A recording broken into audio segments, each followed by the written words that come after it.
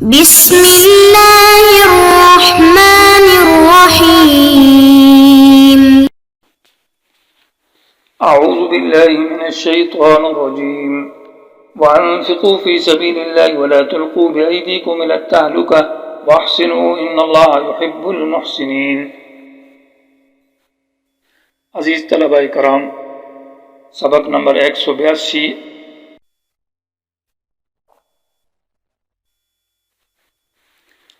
آیت کا عنوان ہے انفاق فی سبیل اللہ، کہ جہاد کے لیے اللہ کے راستے میں خرچ کرنا، وہ کہ یہ سبق کا عنوان بھی ہے۔ آیت کریمہ کا ترجمہ: اور خرچ کرے اللہ کے راستے میں اور نہ ڈالے اپنے آپ کو اپنے ہاتھوں کے ذریعے ہلاکت کی طرف، اور اخلاص کیجیے، بے شک اللہ تعالیٰ اخلاص کرنے والوں سے محبت رکھتا ہے۔ اس آیت میں وَأَنفِقُوا انفاق کا حکم ہے، گویا کہ یہ بھی عطف ہے ماقبل کے اوپر، وَاتَّقُوا اللَّهَ وَقَاتِلُوا وَاقْتُلُوهُمْ وَأَنفِقُوا، اللہ کے راستے میں جنگ کرو، اللہ سے ڈرو، کافروں کو مارو، وَأَنفِقُوا، اور اس جہاد کے لیے اللہ کے راستے میں خرچ بھی کرو، کیونکہ بغیر انفاق فی سبیل اللہ کے خرچ کرنے کے جہاد نہیں کیا جا سکتا۔ تو گویا کہ انفاق جہاد کے لیے ایک رکن ہے اور عام جز ہے۔ جیسے انسان کا بدن لگتا ہے تو انسان کا مال بھی جہاد میں لگتا ہے۔ جب تک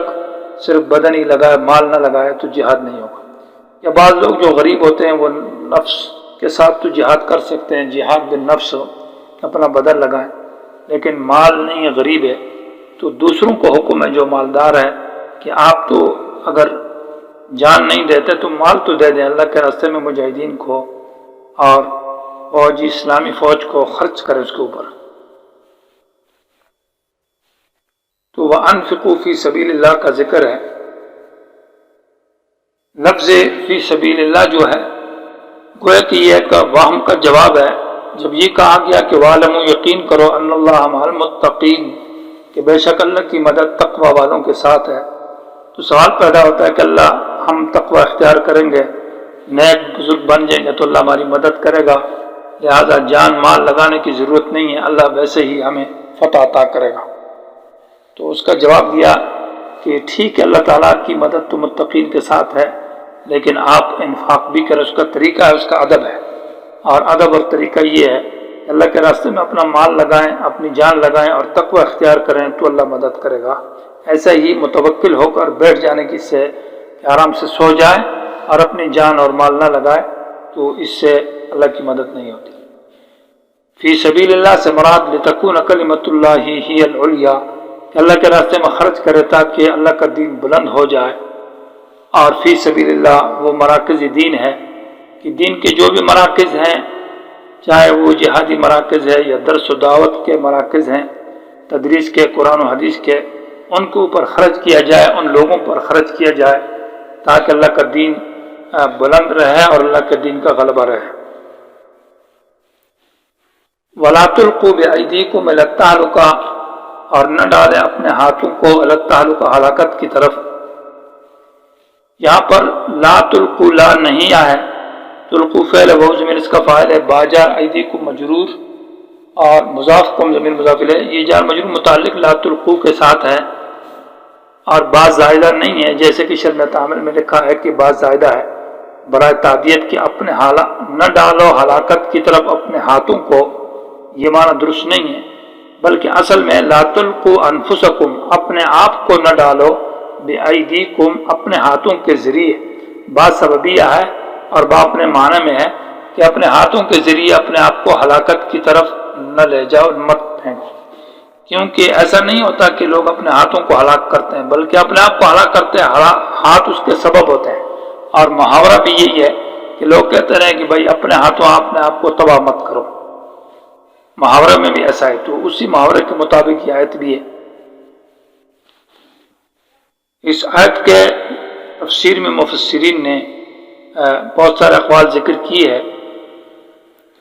تفسیر البحر المحیط نے اس میں تقریباً 9 اقوال ذکر کیے۔ مختصر خلاصے کے طور پر اس کا معنی ایک یہ ہے کہ وَلَا تُلْقُوا بِأَيْدِيكُمْ إِلَى التَّهْلُكَةِ۔ حضرت ابو ایوب انصاری رضی اللہ تعالیٰ عنہ کی روایت کے مطابق کا ترجمہ یہ ہے کہ انسان کی توجہ دنیا کی طرف اور مال کی طرف ہو جائے، اور دنیا کی ترقی اور مالی ترقی کی طرف توجہ ہو جائے، کہ مسلمان جو ہے وہ اپنی توجہ کاروبار، تجارت، دنیا اس طرف توجہ کریں اور جہاد اور دین کی طرف توجہ نہ رہے، تو دنیاوی ترقی تو رہے،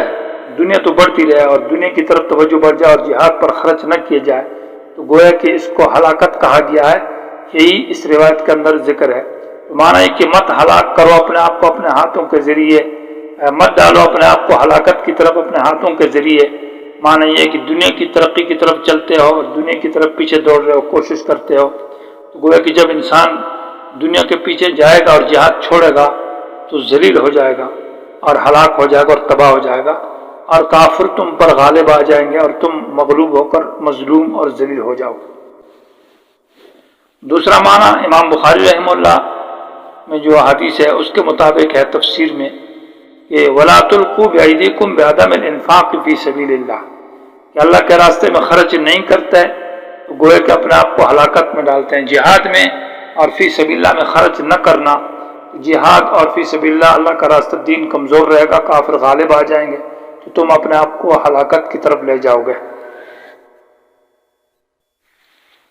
تیسرا معنی حضرت ابن عباس رضی اللہ تعالیٰ عنہ اسی کے قریب قریب ہے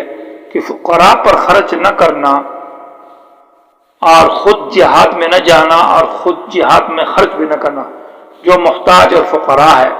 ان پر خرچ بھی نہیں کرتے مجاہدین کے اوپر، اور خود جہاد میں شرکت بھی نہیں کرتا، تو گویا کہ اپنے آپ کو ہلاکت کی طرف لے جا رہے ہو۔ چونکہ اس آیت میں بعض صحابہ کرام میں بہت سارے اس میں توجیہات ہے۔ ایک یہ توجیہ بھی ہے کہ اپنے ہاتھوں کے ذریعے اپنے آپ کو ہلاکت کی طرف نہ ڈالو، یعنی لا تقتلوا انفسکم، اپنے آپ کو قتل مت کرو۔ اور ایک صحابی حضرت عمر بن عاص رضی اللہ تعالیٰ عنہ، وہ کسی سفر میں تھے اور ان کو احتلام ہو گیا، تو انہوں نے غسل نہیں کیا کیونکہ بیمار تھے اور پانی سخت ٹھنڈا تھا، تو اس نے کہا کہ اللہ تعالیٰ کہہ رہا ہے وَلَا تُلْقُوا بِأَيْدِيكُمْ إِلَى التَّهْلُكَةِ، کہ اپنے آپ کو ہلاکت میں مت ڈالو، تو گویا کہ اگر غسل کروں گا ٹھنڈے پانی سے تو مر جاؤں گا۔ اور پھر یہ حضرت نبی علیہ السلام سے آ کر پوچھا تو آپ صلی اللہ علیہ وسلم نے کہا کہ آپ نے ٹھیک کیا ہے، درست کیا ہے۔ تو بہت سارے مفہوم ہے آیت کے اندر،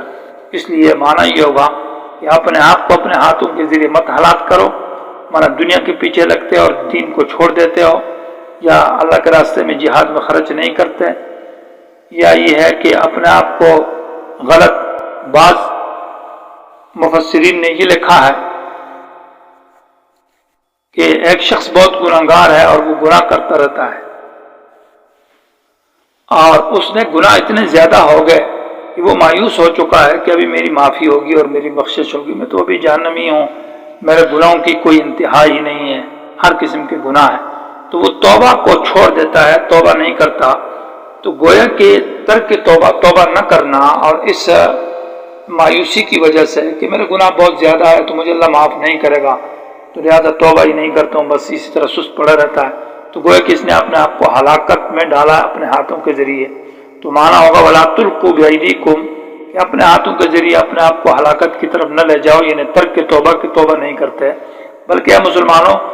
گناہوں سے توبہ کرو، چلے جتنے بھی گناہ ہو،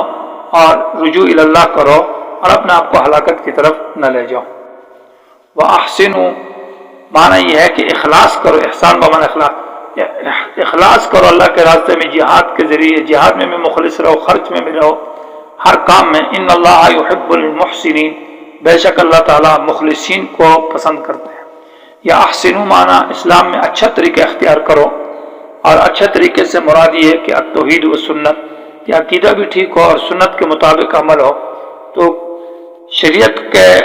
عقائد کے مطابق اور نبی علیہ السلام کے سنت کے مطابق جو عمل کیا جاتا ہے وہ احسن ہے، وہ اچھا طریقہ ہے۔ تو وہ احسنوا معنی یہ ہے کہ اچھے طریقے، اچھے کام کرو،